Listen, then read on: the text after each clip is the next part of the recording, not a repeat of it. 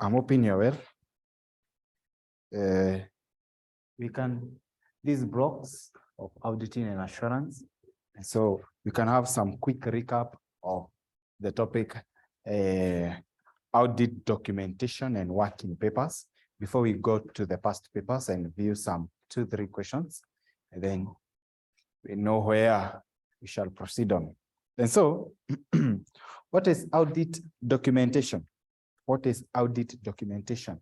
Generally, the audit documentation is the record of audit procedures performed relevant to what? Relevant audit evidence obtained and conclusion reached by the auditor in working papers. So documentation is now you are analyzing and you are documenting that evidence that you have obtained from the audit working papers. Right, together.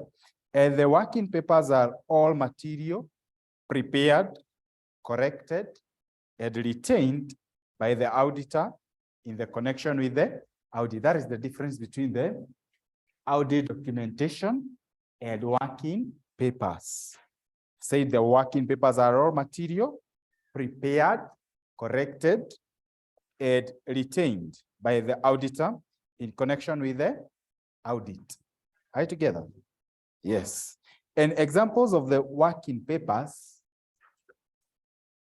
just like examples of working papers, they include, we have number one, we have the audit programs. Audit programs. Number two, we have the analysis.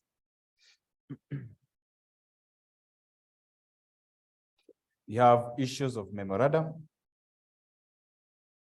Issues memorandum.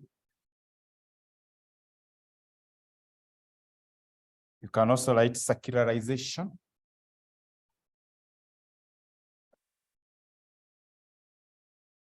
Copies of the entity's record. Copies of the entity's record, among others. Are you together? Yes, as well as the letter of representation and checklist. These are the examples of working papers. And which are the qualities of a good working paper? Qualities of a good working paper. We have said that we are just having some quick recap of this topic before we go to the past papers. And I've said that the qualities of the good working papers, about it should be accurate. Qualities of a good working papers. Qualities of a good working papers. And the qualities of good working papers is number one, they should be comprehensive. Should be comprehensive, should be. So should be. Number one is comprehensive. Number two is accurate. It should be accurate. Number three is that they should be tidy and neat. Should be tidy.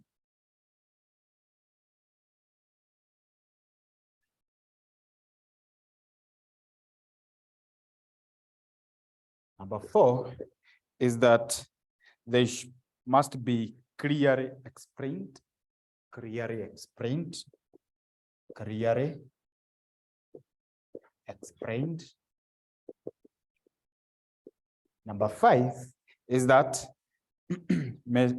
they should be properly bound, properly bound, properly bound. Right together? Yes. Then others is that they should be kept at a sufficient period. Kept at a sufficient period. Kept at sufficient period. As well as should be secured, a key and lock. Others are like they should be properly indexed, you see, such. Those are the qualities of a good working papers. Then importance of documentation, actually, that is, we shall discuss that. Importance is that, importance of working papers, importance of working papers. Number one of working papers is that, number one is that it can be used as defense. Like for instance, if now the auditor have been told that now that he have not conducted the audit appropriately or what have you, he can use the working papers. You see, I did this to obtain the evidence, you see, that I've given. So it can be used as a defense mechanism. Two, that's number one, it can be used as a defense mechanism. Two is that it's basis of negotiating audit fees. It's basis of negotiating audit fee. It's basis of negotiating audit fees. Number three is that it facilitates quality control reviews, facilitate quality control reviews, facilitate quality controls reviews. Then the next one is they provide up-to-date findings. They provide up-to-date. They usually provide up-to-date findings. Then the next one is that they provide direction and supervision to audit staff. So they will provide direction and supervision. They provide direction and supervision or to audit staffs. I can also as well say about the issues of what? The issues of it provides what? The basis of the auditor's conclusion. Provides the basis of auditor's conclusion. Basis of auditor's conclusion. Together. Yes. Yes. And the types of or classification of the files or the organization of the working papers is that working papers are normally put in files which are classified into two. So classification of working papers. Of course, there are two. Number one is the permanent audit files. Permanent audit files. And the next one is current audit files, permanent audit files, and we have the current audit files. Can somebody assist me to know where I should keep or what should be kept at permanent audit files and what should be kept at current audit files?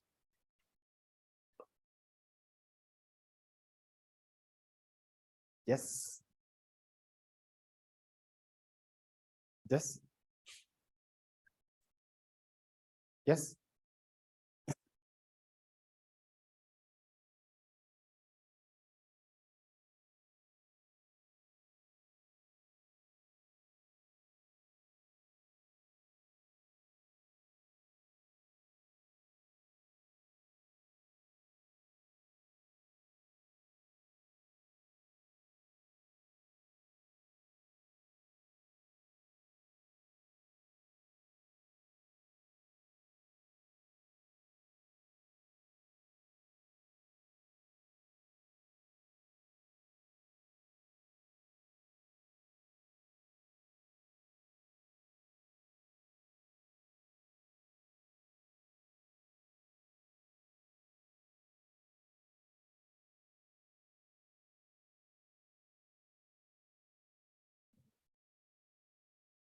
Let us solve the issues of this issue.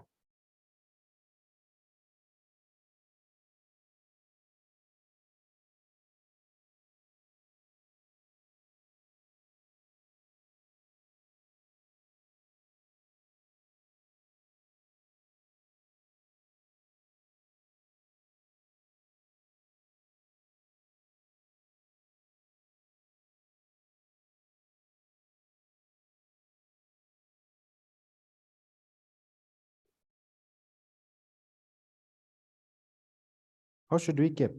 Of course, what means by the permanent audit files means that it's some documents which shall not only be beneficial to this current audit, but shall be of key relevance to the subsequent or the coming audit. So it's something that is permanent, something that will assist us. But when you're talking about the current, it's just beneficial for this what? For this audit. Sure, information that is regarding statutory documents such as certificate of incorporation. Allow me to solve this issue. Yes.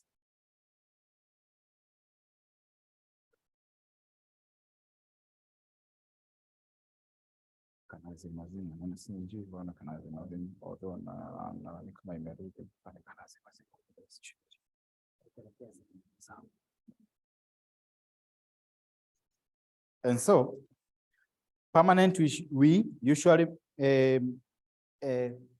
keeps the working papers, which will be beneficial in the long-term engagement. Are you together? Just as the name suggests that it's permanent. But when we talk about the current, we just keep the working papers, which are just beneficial for this audit.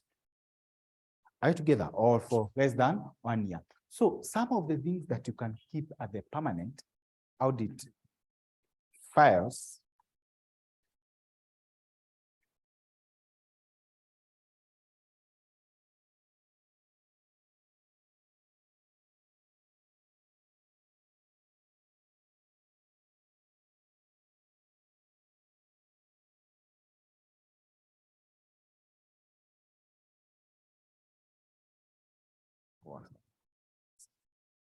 and so I'm hoping now I'm audible. Am I audible enough now for the online student? I'm hoping that we are well now. Am I audible? Yes, yes, I can see Ivan said, Catherine, among others. And so we are saying that for the permanent audit fairs, we shall keep those working papers which shall be of benefit to us for a long-term engagement with the client. But for the current, we shall just do what? Keep the documents of this what? Of this current engagement, such as the AOA. You see, a certified copy of AOA here. It shall be on a permanent. But on to the current here, like the ICQ or internal questionnaires, control the questionnaires, you see, they are just beneficial for this what? For this current audit. And some of the copies in the permanent files include copies of, you can write there, copies of the client statutory documents, copies of the client statutory documents, copies of the client statutory document, e.g. AOA, MOA. 2, we have relevant registration and other statutory materials, relevant registrations, registration of R for Ryan, registration, relevant registration and other statutory material, e.g. copy of Companies Act, copies of Company Act. Number 3, we have something we call copies of document containing relevant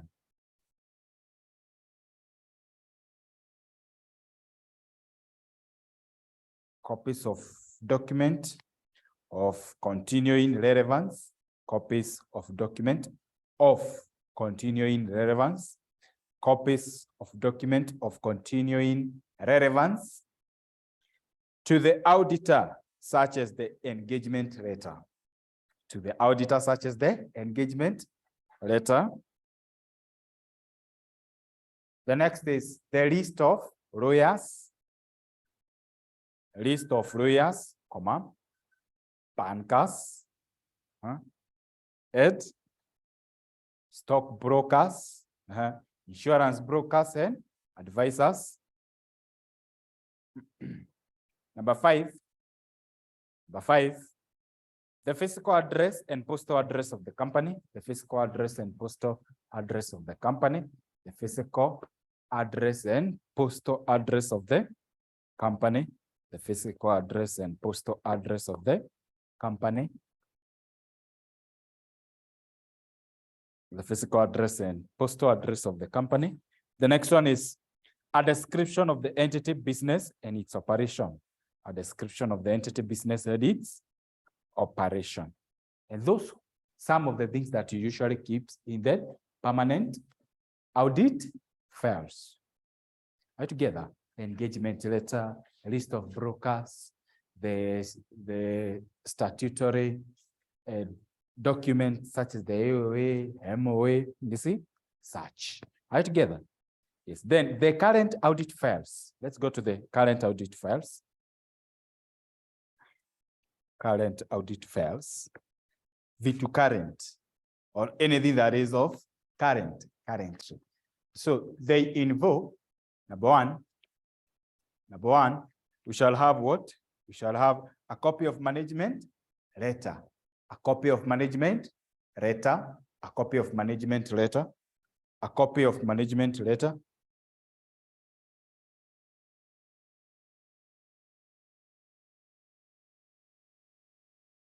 Oh, okay. Mohammed, thank you for that. I've said a copy of management letter. If I break Mohammed Kaidri text there. Yes, Mohammed, are you together? If I break Kaidri text there, yes, you are the prefect of the online student. If I break and you don't hear something, Kaidri text there, I'll be so quick to respond to you. Are we cool? I'm hoping we are cool. Number one, I've said for the current audit files, we have audit plan and programs. Audit plan and programs. Actually, you can split it into two: audit plan and the other one, audit programs. I've said also about the management letter. It was number one. So number four is internal questionnaires or internal control questionnaires. Internal control questionnaires. Then a copy of current year's financial statement duly signed. A copy of current year financial statement duly signed. A copy of current year's financial statement duly signed. Lastly, we have significant matters and significant professional judgment. Significant matters and significant professional judgment, such as significant matters and significant professional judgment, such as number one, you can write number one. Number one, we have results of audit procedures.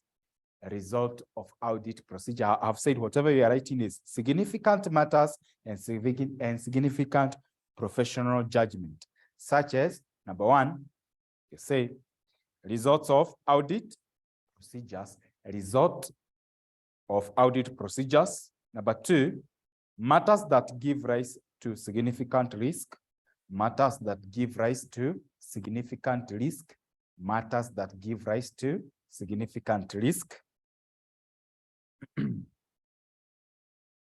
Matters that give rise to significant risks.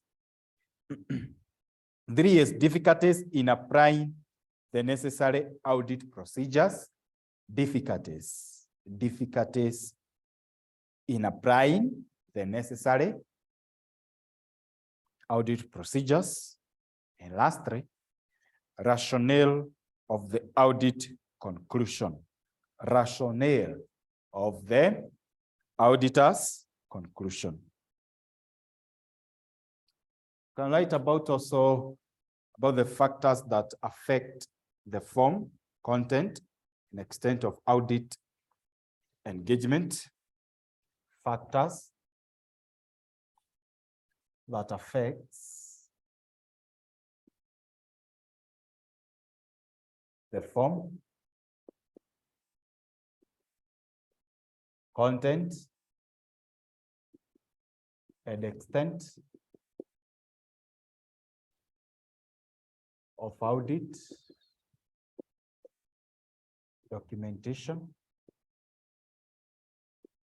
Which are these factors? Number one, we have. Number one, you can write nature of audit engagement, nature of audit engagement, nature of audit engagement.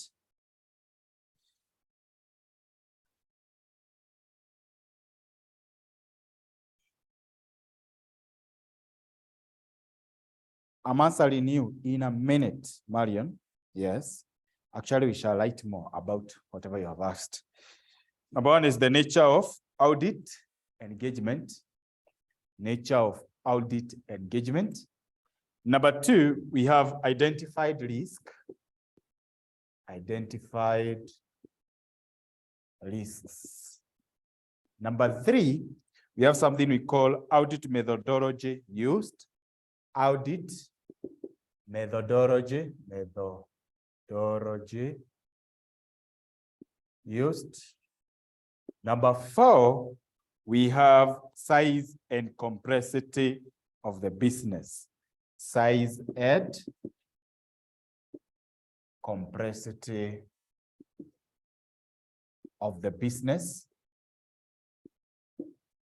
Number five, you can say significance of audit evidence obtained. Significance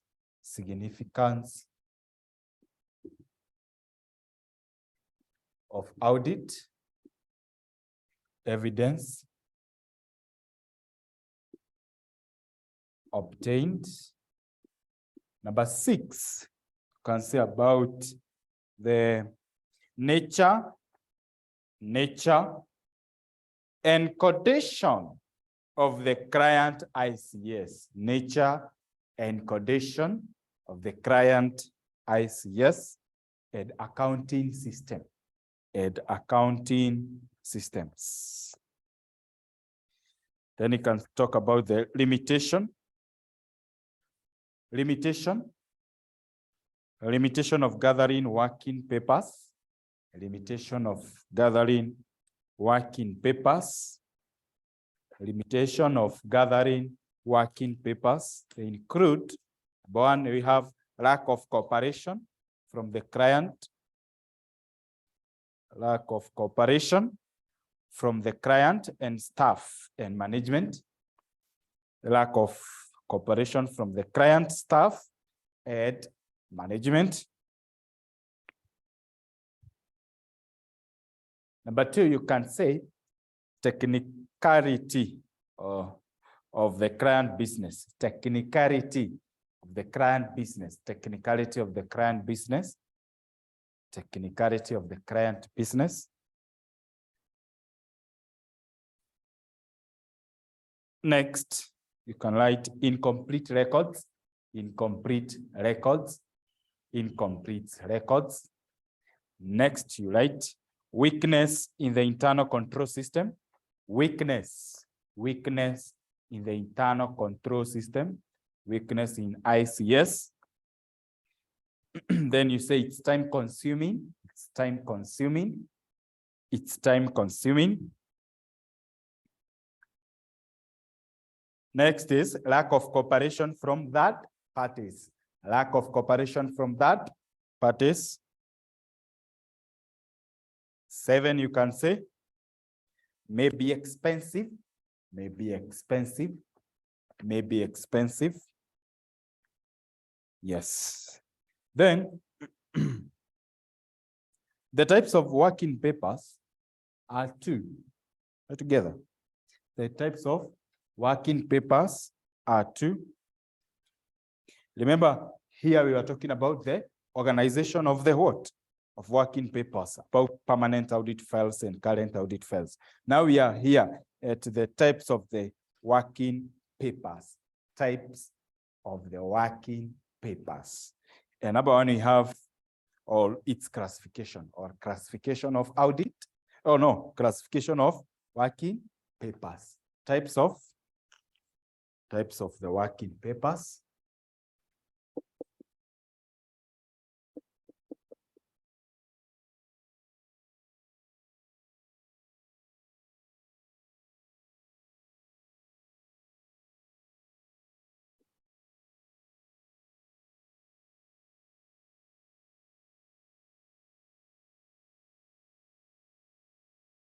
Yeah, the following, that is, number one, we have standardized versus unstandardized, standardized versus unstandardized.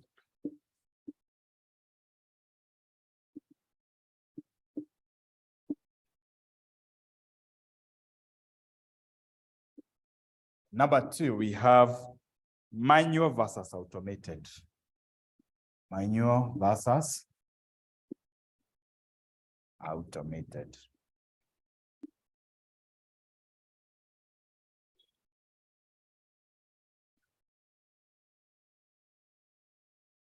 Of course, as the name suggests, let's not make audit complicated. It's not complicated, is it?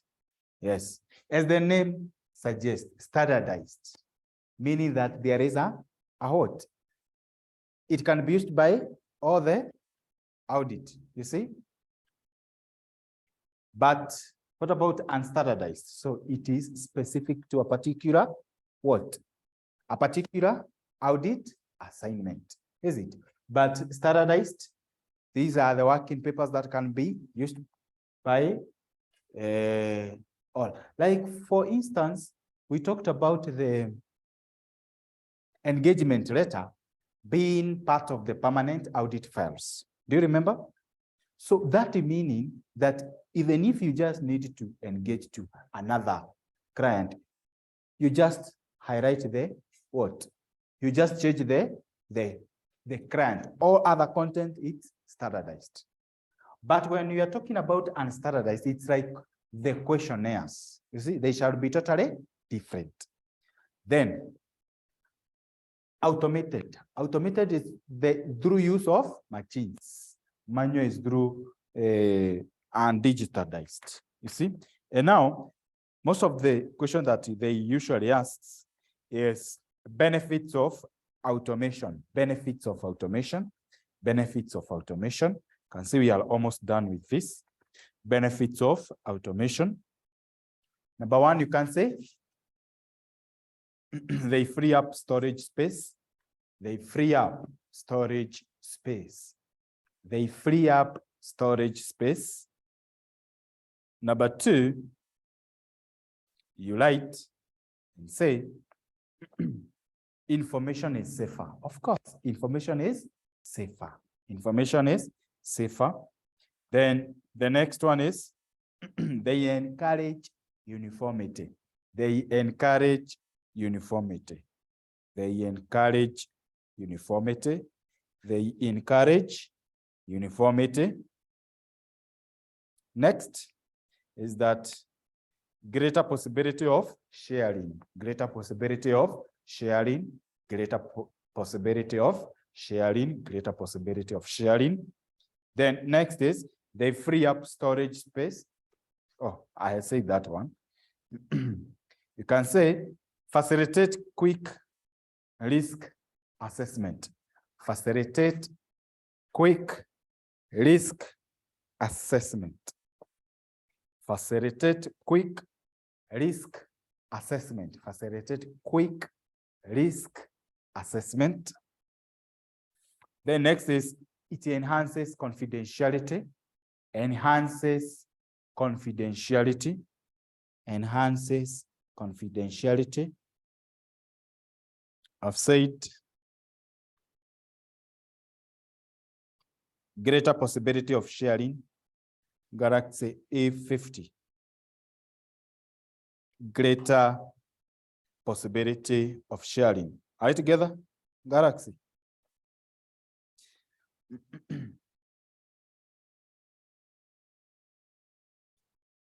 Then lastly, you say review of information in the computer is easier than physical sheets. Review of information in computer is easier than physical sheet. Review of information in the computer is easier. Review of information in the computer is easier than physical sheet.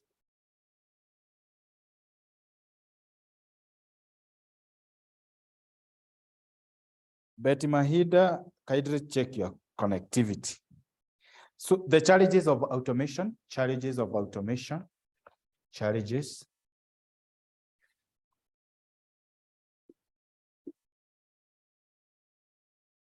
Which are the challenges of automation? Challenges of automation. And some of the challenges involved in the automation include the following, that is, require computer literacy,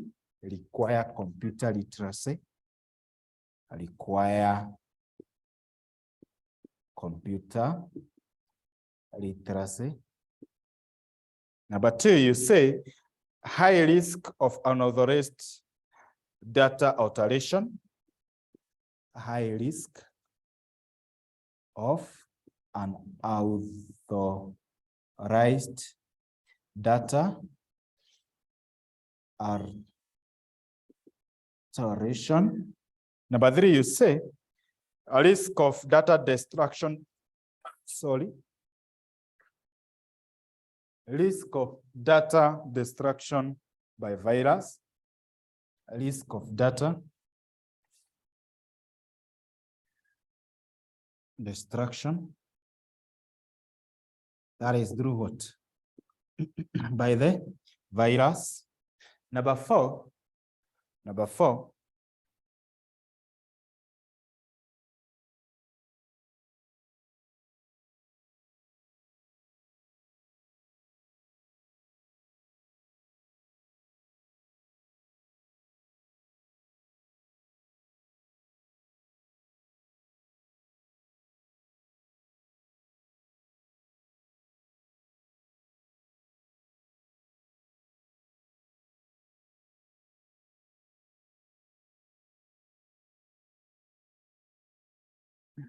we are talking about the challenges.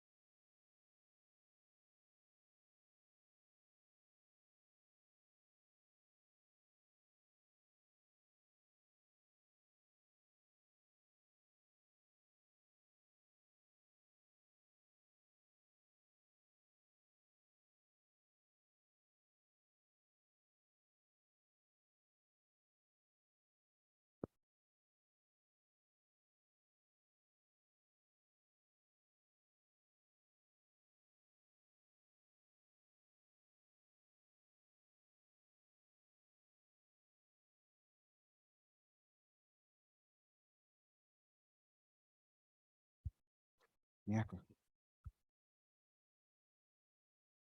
Hapa.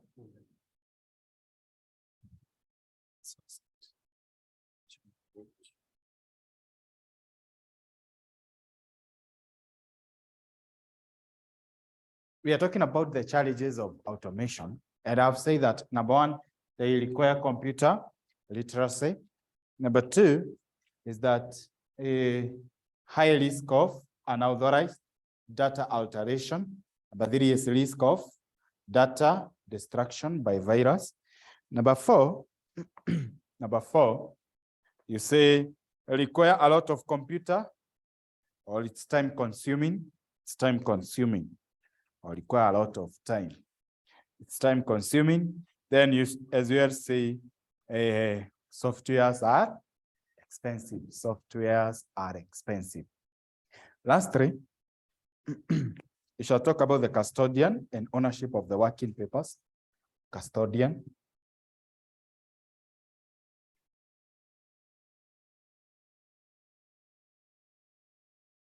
Custodian and ownership of the working papers.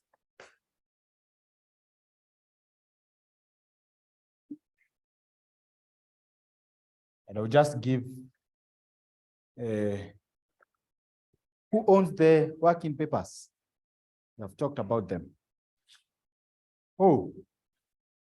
Or like, for instance, you go to a hospital, see, then you have probably a flu or anything else, you see, then there is that sheet of paper that the doctor writes. Is it? The doctor writes, how age, what's your name, or the age, how are you feeling, see, medication, and what have you. Who owns this? Who owns this? Yes? Yes. The doctor. You usually don't go with this one. Is it? It's the doctor who goes with it. Because in this concept, kindly don't confuse. The doctor is the auditor. He's auditing you. He's asking you, what is this? What's your age? How are you feeling? How did you see? Yes, he is the auditor. And to you, you are the client. Are you together? The patient is the client. So the custodian of the working papers is who? Is the auditors. Are you together? In as much as we are talking about, thank you. Thank you for those who are contributing here. So the custodian of who? Of the working papers is for the auditor. Are you together? Yes. They are for the auditor. Even if the client information is contained there, that's a proof. Like for the doctors, that's a proof that they will give you the appropriate medication. Even if you go ahead, it happens somehow, right? Or some issues, they will tell you, I tested this, and it resulted to this. And that's why I gave him this. You see? Yes. You see? Yes. That's how he or she defends himself. Allow us to write something that is, before we go to this, allow me to give you some few things about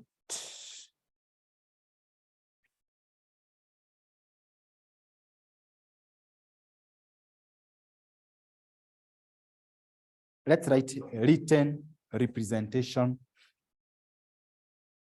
letter.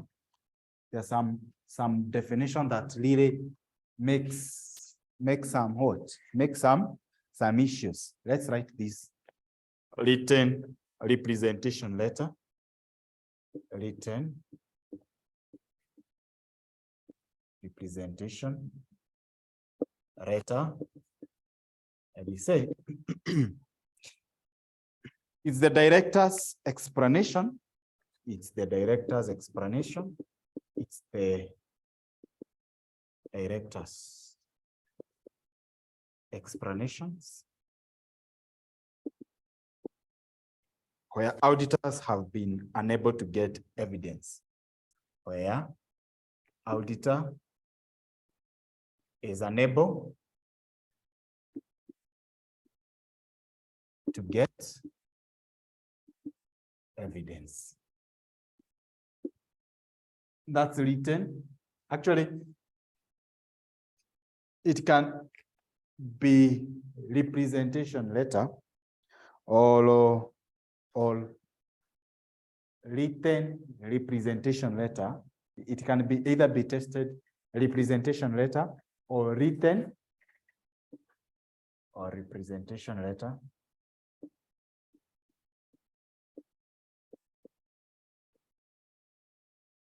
Or what?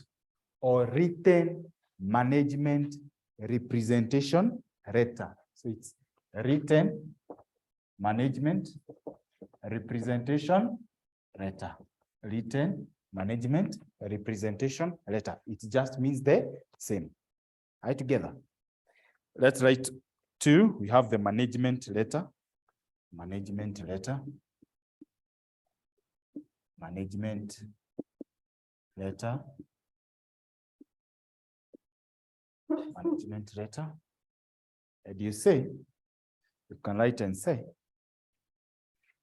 I want to dictate this one. This is a letter written by the auditor. This is a letter written by the auditor. This is a letter written by the auditor. To the company's management. This is a letter written by the auditor.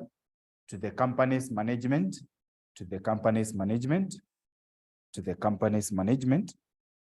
Highlighting the weaknesses. Highlighting the weaknesses. Highlighting the weaknesses. Identified by the auditor. Identified by the auditor. Identified by the auditor. In the system. In the system. In the system. In the system. And provide a recommendation. And provide a recommendation for improvement.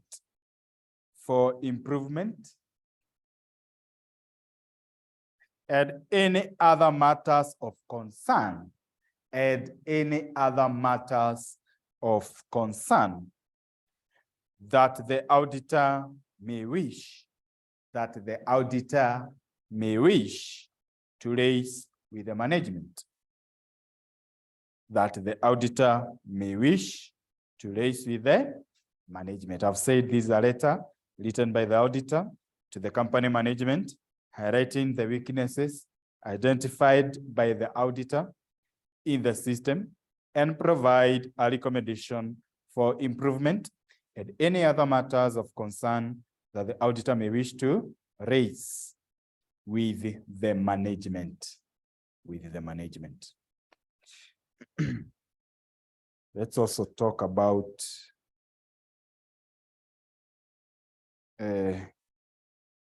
auditors.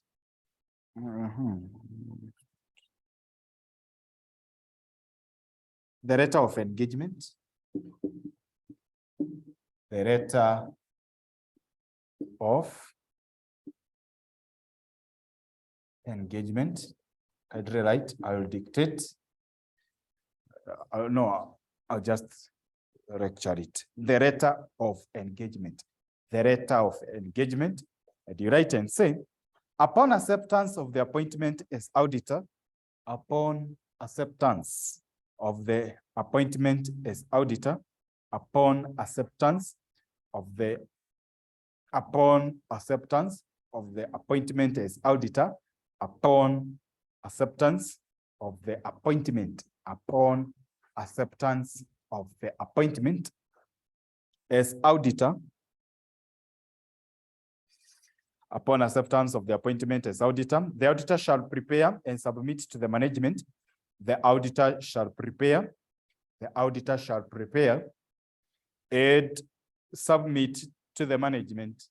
The auditor shall prepare and submit to the management. The auditor should prepare, or the auditor shall or should prepare and submit to the management, or those charged with governance, or those charged with governance, or those charged with governance, or those charged with governance, a letter of engagement in which, a letter of engagement in which it is set out it sets out, the contractual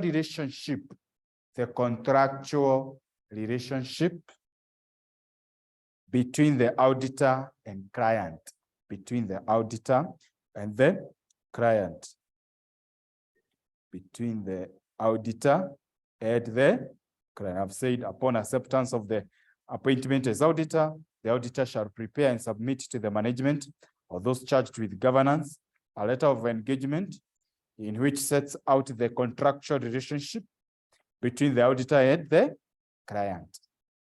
Let's also write this one called Audit Planning Memorandum.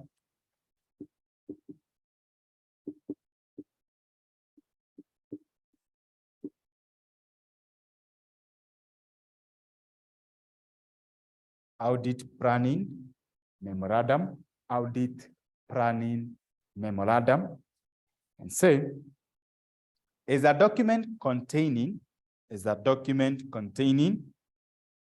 the planning details, and all the matters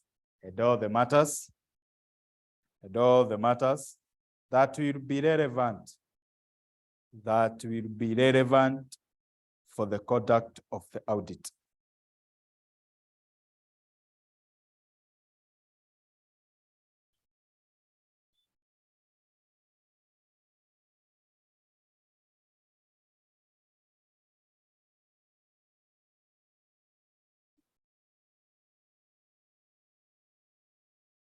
Then, I'd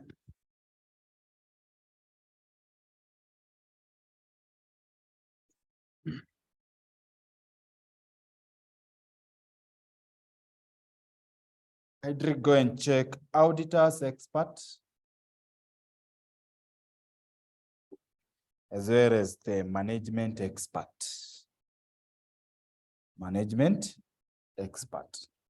Who is an auditor expert and who is a management expert. But generally, the auditor expert usually what? Is somebody who goes to do what? Give some advices or assist the auditor. But the management auditor assists who? The management. Let me see another thing.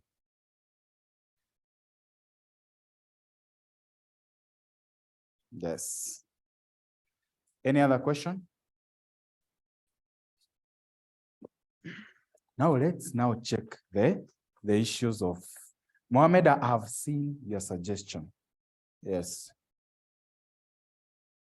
I've seen your suggestion and it's good also. So some of the questions here are for us. November of 2020, question 1B. November of 2020, question 1B. November of 2020 of question 1B. Mock examination, I shall discuss it after I have marked.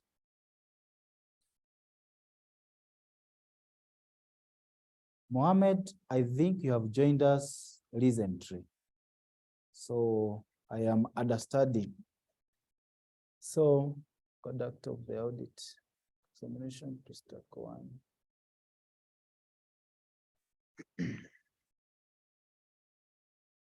November of 2020, question 1B. November of 2020, question 1B. November of 2020, question 1B. November of 2020, question 1B. Can somebody read it for us, or anybody who has it? We say that we should have the past papers. Is it? Yes. We should have the past papers. November of 2020, question 1B says, International Standard of Auditing, ISA 315, identifies and assessing the risk of material misstatement through understanding the entity and its environment, sets out matter that should be documented during the planning stage of an audit required. Highlight 6 matters. Highlight 6 matters that should be documented when developing an audit plan. Highlight 6 matters that should be documented when developing an audit plan. Which are these matters that should be documented? Highlight 6 matters that should be documented when developing an audit plan. Anyone?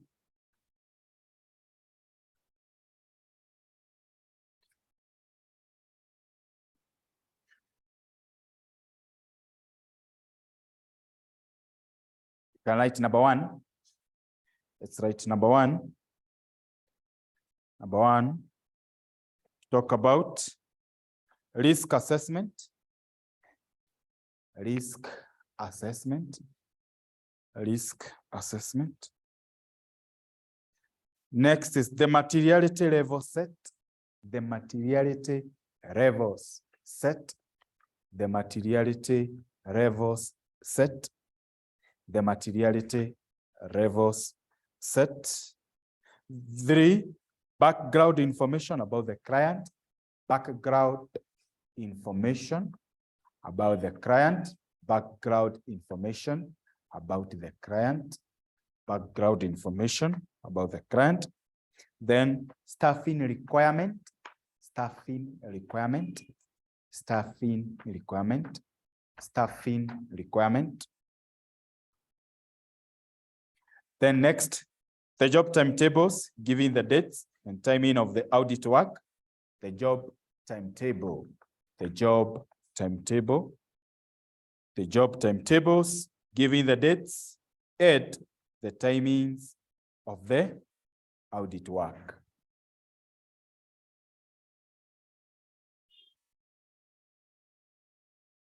Next, we say a record of any changes in the client since the last audit.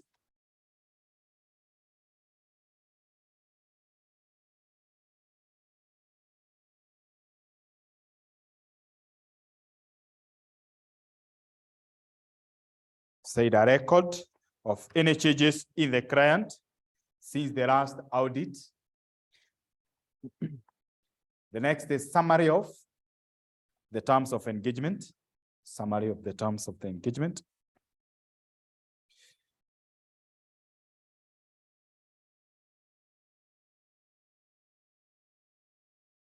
Then next is details of planning decisions. Details of planning decisions. Details of planning decisions. Then the next question can be on May of 2019. May of 2019, question 3B. May of 20. And I've said that we should have the hard copies of what? Of the questions. May of 2019.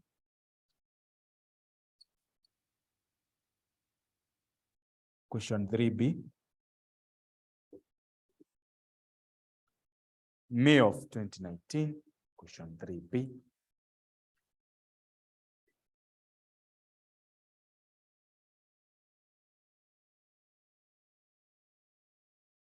Marion, I've not understood you.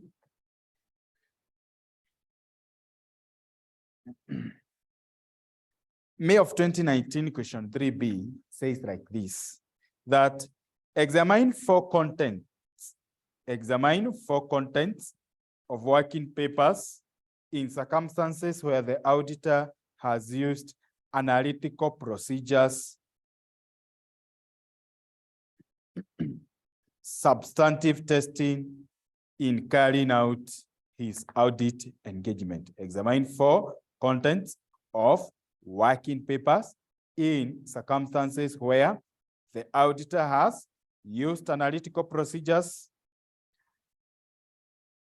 substantive tests in carrying out his audit engagement. Which are they? Which are they? I think that was the last thing that we really did in regard of the computerized accounting, the applications. You see?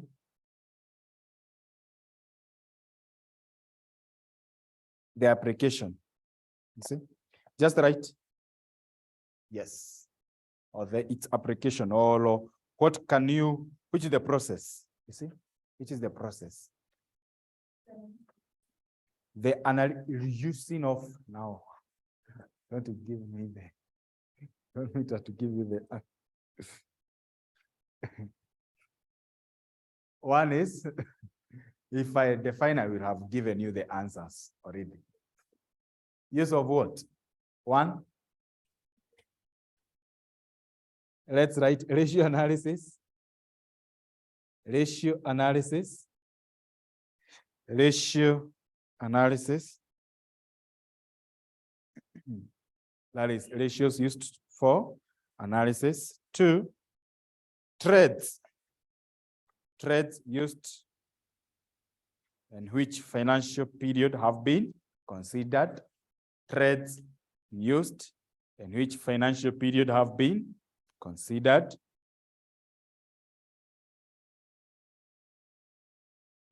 Yes, cross-sectional. Yes, cross-sectional. That's modern. Then next is significant fluctuations in items. Significant fluctuation in items.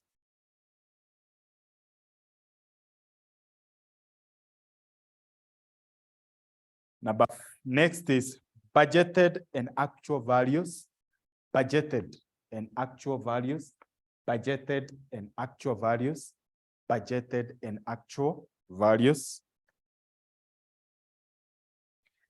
And last 3, we have factors likely to have an effect on items in the account. Factors likely to have an effect on items in the account. Factors likely to have an effect on the items in the account.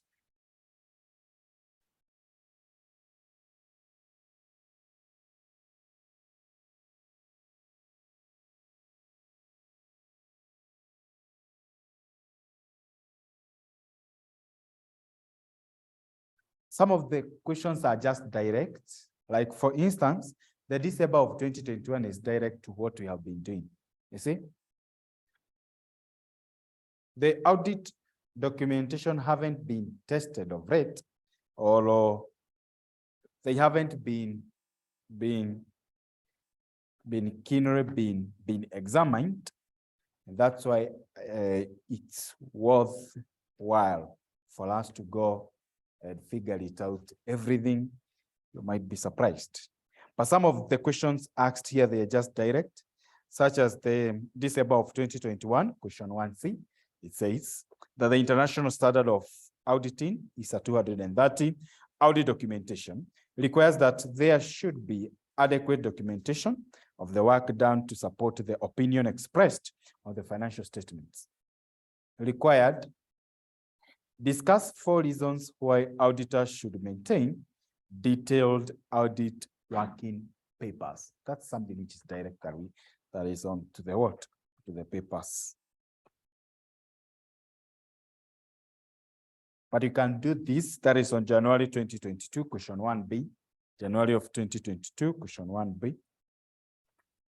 And I will read it, January of 2022, question 1B. It reads this, that in line with ISA 220, quality control of an audit of financial statement, describe 4 responsibilities of an audit supervisor in relation to the supervision and reviewing the audit assistant's work during an auditor. No, during the audit, sorry, during the audit. We're talking about the responsibility of audit supervisors. Responsibility of audit supervisors.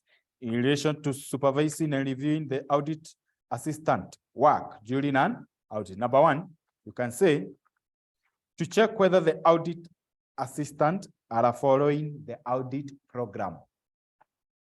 To check whether the audit assistants are following the audit programs. Number two, to track the progress of the audit. To track the progress of the audit. To track the progress of the audit. To track the progress of the audit. Next, to identify matters for further consultation. To identify matters for further consultation.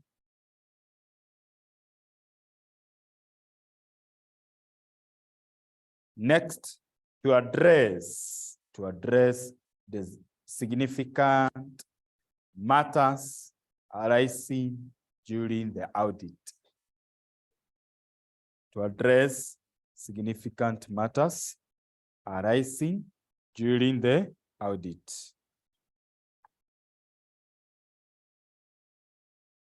Yes. And that's all about the audit documentation and working papers.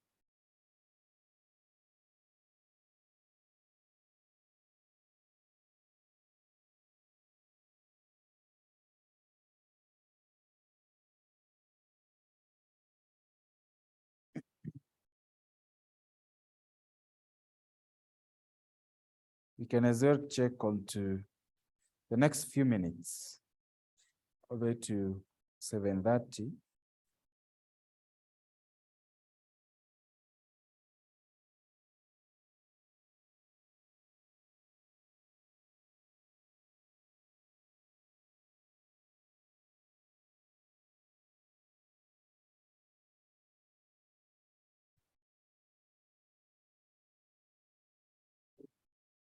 Have we ever checked the forensic? Have we checked forensic? Yes.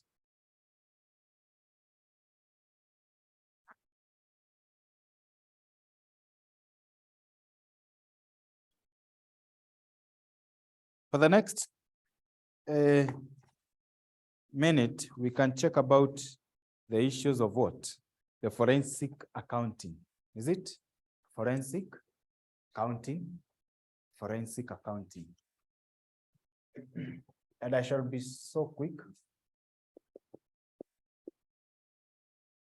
Our class today ought to finish exactly at 7:30. So shall be so quick.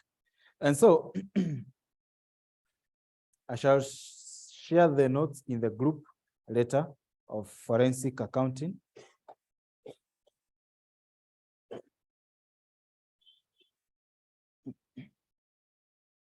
Forensic accounting. And when you're talking about the forensic accounting, you can even understand it, and then later on you shall review it onto your personal time. And when you're talking about the forensic accounting, this is the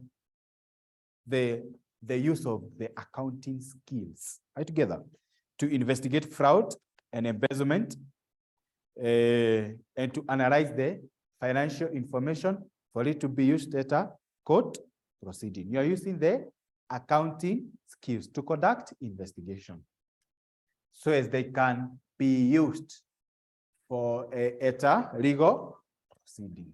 That's forensic accounting. There is also forensic audit, forensic audit or auditing. This is use of what? We have said here it's the use of accounting skills to conduct the investigation. On the other hand here, it's use of the auditing skills. Right, together, the use of auditing skills, meaning that we have automatically, if we have a forensic accounting, we have a forensic accountant, is it? Forensic accountant, is it? as well as the forensic who? Forensic auditor. Is it? So this is a personnel, but they are using the for the auditor, he is using the auditing skills. For the accountant, he is using the accounting skills. But the end product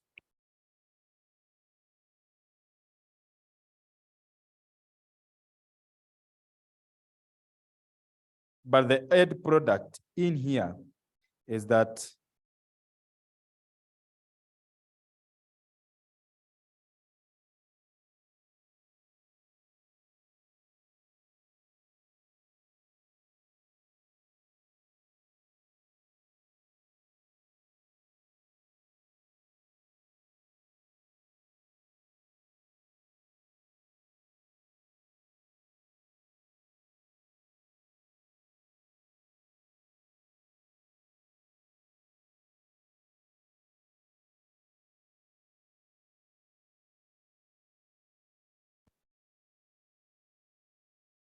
can you see it now? Can you see the board now?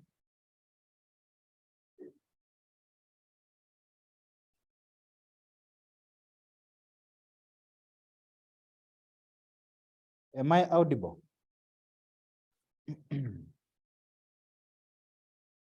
And so I'm saying that when you're talking about the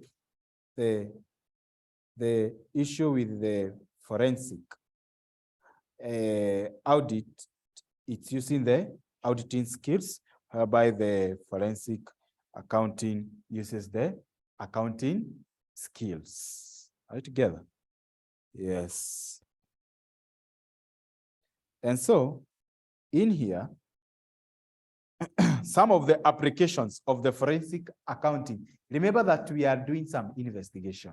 Right, together, we are doing some investigation, meaning that some of the application include insurance claims.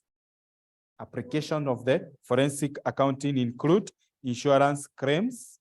Number two, you have resolving dispute. Which kind of dispute? Like for instance, whereby now there is the dispute between partners. There is dispute between the shareholders, and also matrimonial, family setup, and what have you. And also negligence claims. See, negligence claims. Yes, matrimonial, yes, sure. You can be having a very big row such that the auditor need to be what?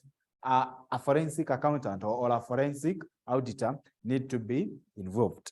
The next one is in fraud investigation. Negligence claims, we have said negligence claims of an auditor, it's a situation whereby now the auditor is being told that he has not done his duties appropriately, you see? Then lastly is about in fraud investigation. And some of the code of ethics involved here is the POPIC. Do you remember POPIC? Yes? Do you remember POPIC? If you hear code of ethics, the fundamental code of ethics of anything, just know POPIC. Are you together? What about other? Other, we say they are OSAIO, is it? Do you remember? POPIC in this reference. P is for the professional, due care, skills, and competence. O is for the objectivity.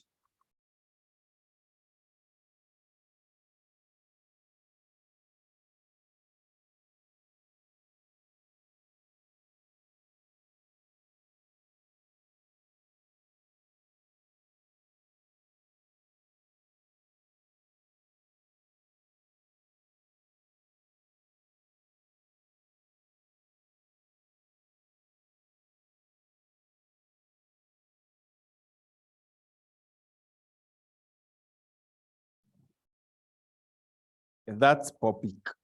Right together. POPIC. That's the code of ethics. Then the differences between the statutory and the what? Thank you, Marion, for that. I'm hoping I'm audible currently. It is the appropriate. Yes. Also, here it's the other what? Fundamental what? Other fundamental? No, not other fundamental. They are the other ethics, like obtaining what?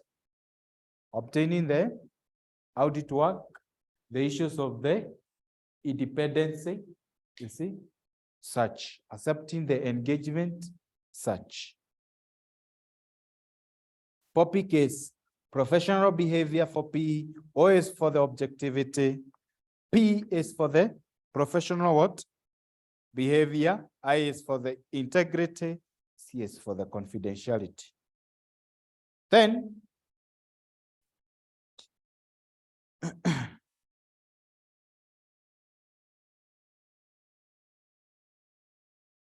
then the issues of the differences between the statutory audit and forensic audit is that for the statutory, timing is predictable, forensic is none.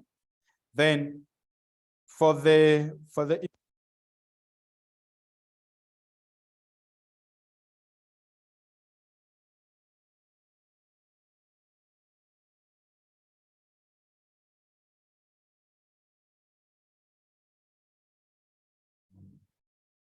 it's carried by a competent person.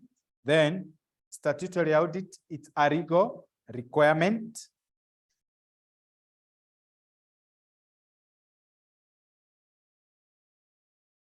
Then what about the nini? What about the forensic? It's not a legal requirement, you see? Then materiality threshold is considered, the other one, it's not considered. Then lastly, what we shall tackle on this class, I can see some people are tired. Is it? You're tired? Tired? You're tired, is it?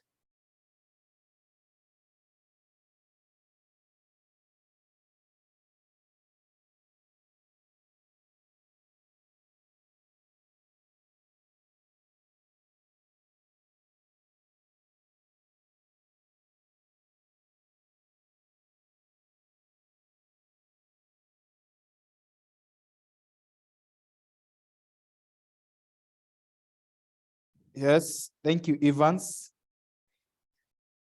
Yes. Osayo is other professional guidance. Yes. And tell them one by one. Osayo obtaining the professional work, assist him there. That is the online student and what have you. So, can just check one question and then we can call it a class. Is it? Yes. We can just check one question of the forensic audit. Then we shall call it a class. Is that on Saturday we can check about the errors. Then on the Tuesday class, God willing, we can check about the cut.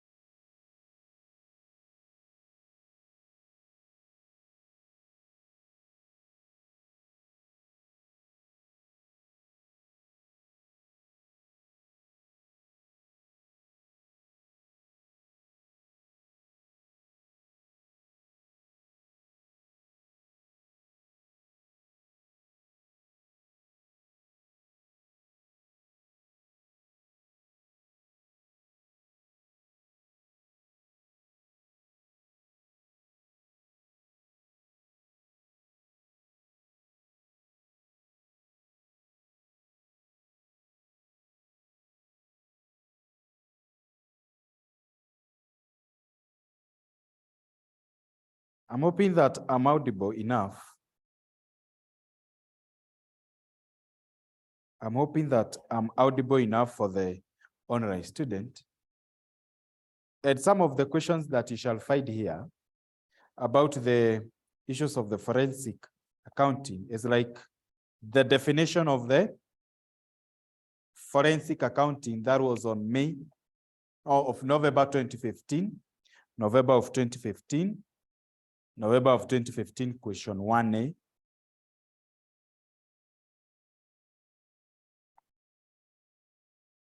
Then types of corruption, that is December of 2021. They are just direct to the notes that we have been talking about, is it?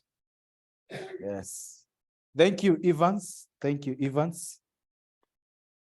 Joshua Kadike. In general, what are they? They are other ethical issues, Osayo. Then, November of 2020, question 2C, November of 2020, question 2C. It's asking other than fraud detection, suggest 4 other areas where forensic auditing and auditing might be applied. We have just talked about it. But the last thing that we can talk about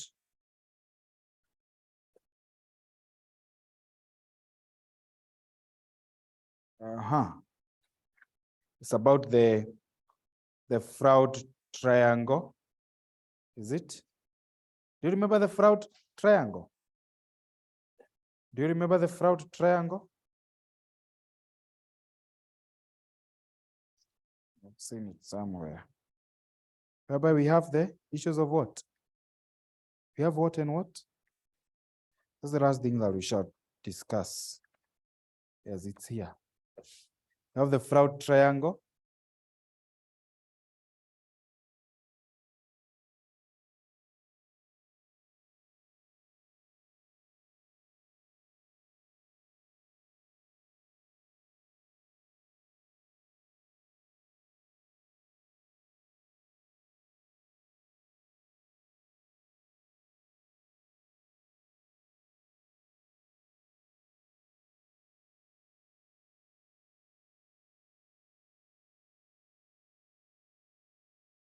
Let's talk about the last thing here.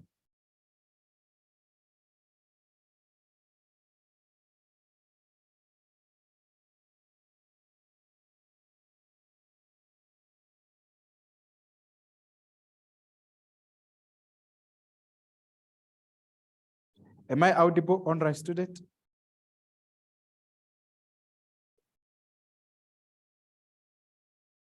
Let's write about the fraud triangle. The fraud triangle and the fraud diamond. Is it fraud triangle? Fraud triangle. Fraud triangle. And fraud triangle looks like this. It's a triangle whereby you have what?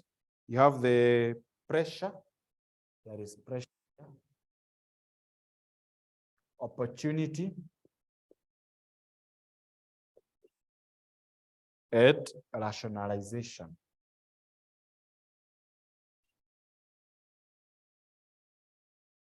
Then we have the fraud diamond here. We have an addition of capability. Capability. But here we have pressure. We have opportunity.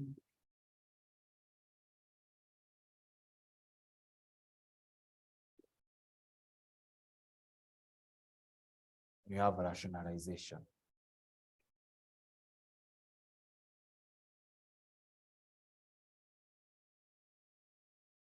Fraud triangle, fraud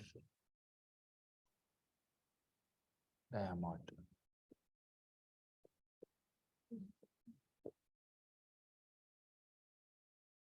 That's the last thing that we shall tackle in this class.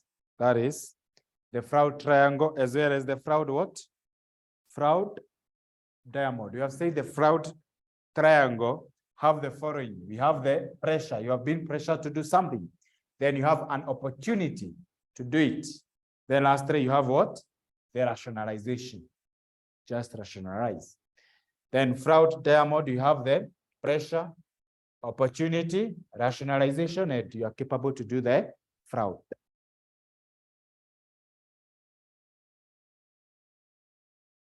So let's continue reading. I'm wishing you all the best. So have a blessed moment ahead. Have a good night. Yes.